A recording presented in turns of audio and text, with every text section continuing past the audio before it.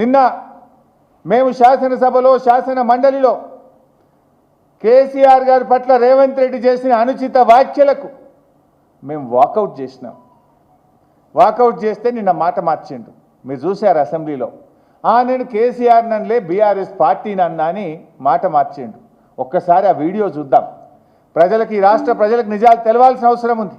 BRS పార్టీని అన్నాడా, కేసీఆర్ గారిని అన్నాడా, నిన్నేమని మాట మార్చిండో ఒక్కసారి రాష్ట్ర ప్రజలు, మీడియా మిత్రులు కూడా చూడాలని నేను కోరుతా ఉన్నా.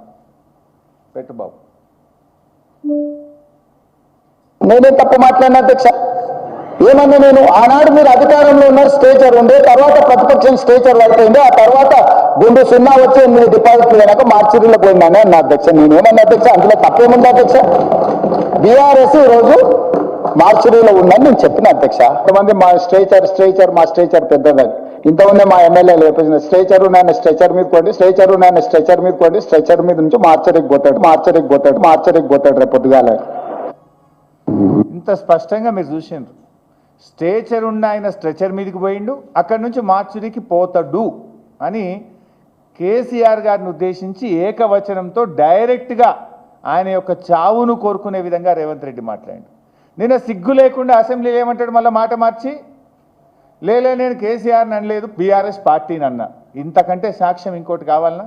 24 గంటల్లోనే మాట మార్చడంలో రేవంత్ రెడ్డి మించినోడు ఇంకోడని ఉంటాడా?